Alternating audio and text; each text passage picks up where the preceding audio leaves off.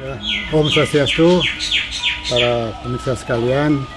Akhir-akhir ini banyak tersebar berita di koran dan di media massa bahwa memang ada beberapa orang yang mendengar ide penjenengan suara kulkul di Puri Agung Kelungkung itu bersuara.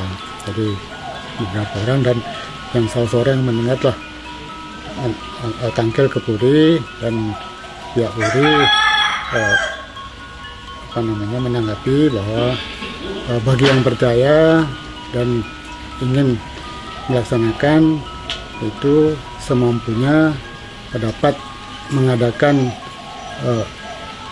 pandan 3 pucuk ditambah dengan bawang merah dan tabia 1 biji, dan terus bolong diikat dengan benang tridatu, dipasang di pintu depan, pintu masuk bagian depan sebelah kanan, dan dikasih tolek pamor. Jadi itu bagi yang percaya silakan melaksanakannya, tapi Puri tidak mengadakan bahan-bahan itu. Jadi Puri tidak mengadakan bahan-bahan itu untuk mencegah orang datang ke Puri secara berbondong-bondong, dan menghimbau untuk melaksanakan, untuk mengadakan barang-barang tersebut secara mandiri, dengan mandiri di tempat masing-masing, atau paling tidak dikoordinir oleh klien atau bendesa adat setempat, yang kemudian nanti akan membagikan kepada warga di tempatnya masing-masing. Sebagai kepercayaan, tujuannya apa nih? Jadi seperti biasanya, ide mesuara itu adalah menandakan akan ada terjadi sesuatu musibah yang akan terjadi, dan kita diharapkan untuk waspada dan melakukan hal-hal yang dapat mencegah dan atau meminimalisir akibat-akibat dari musibah tersebut. Yang sebelumnya yang sudah sempat terjadi kenapa? Beberapa kali sempat terjadi adalah pada waktu akan ada gerubuk di sini, kemudian akan ada bom Bali, kemudian ada gempa yang besar begitu. Gunung Agung juga nih kemarin. Gunung Agung ya, wabah itu ya. Akan ada wabah. Yang sejarah dari kulkul sendiri kenapa itu?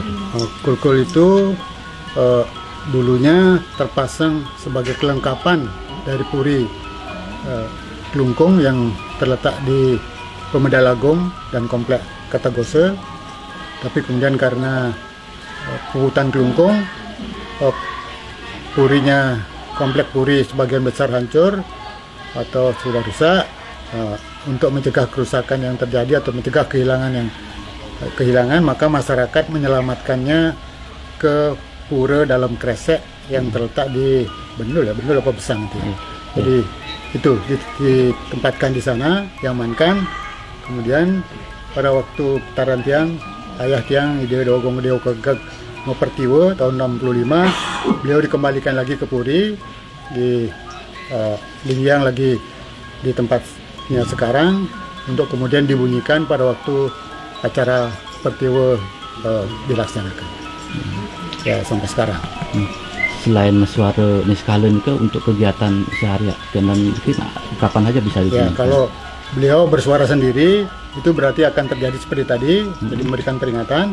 Nah, kalau ada acara-acara besar yang akan dilaksanakan oleh Puri, beliau itu disuarakan. Jadi disuarakan secara manual ya. Secara manual pada waktu Tarantiang mau Pertiwa, pada waktu ada karya Ngenteg Linggih di Puri, kemudian pada waktu tiang Abiseke.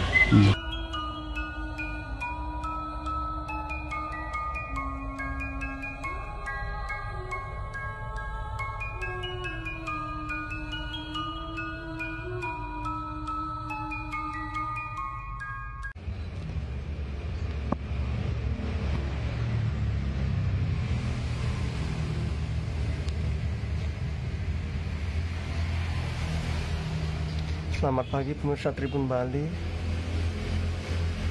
Hari ini saya berada di Pura Penjenengan Puri Agung Kelungkung, yang lokasinya tempat di Kota Semarapura atau di Jalan Untung, Surapati, Semarapura, Kelungkung.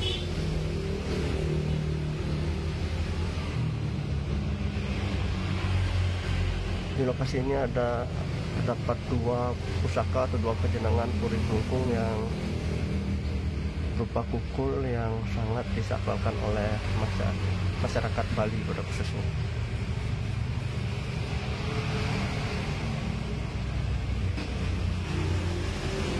Berdasarkan cerita, dua kukul ini sudah ada sejak era zaman Majapahit hingga ke kerajaan Samprangan, Gel-Gel, hingga saat ini diwariskan oleh Kerajaan Puri Agung Kelungkung.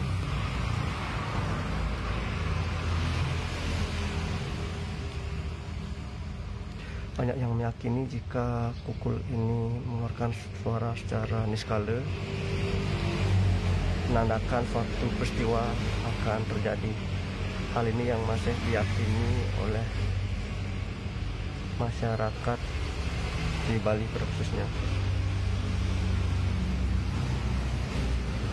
Untuk kayunya sendiri berdasarkan penuturan juru mangku, kukul atau kejenengan di Puri Agung Kelungkung ini merupakan kayu silagui. Kayu ini memang sudah cukup langka keberadaannya saat ini.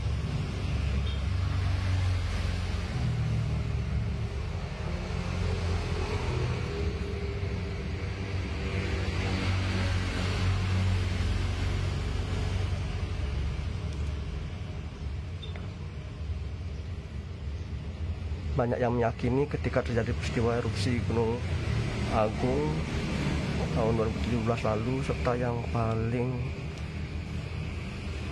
teringat dalam sejarah yaitu saat terjadi bom Bali 1, kukul ini diyakini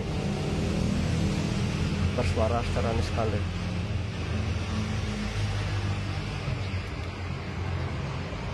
Jadi pemuda pun setiap harinya banyak yang melakukan persembahyangan juga di pura ini untuk memohon keselamatan dan segala peristiwa yang terjadi. Demikian laporan Tribun Bali dari Kelungkung. Terima kasih.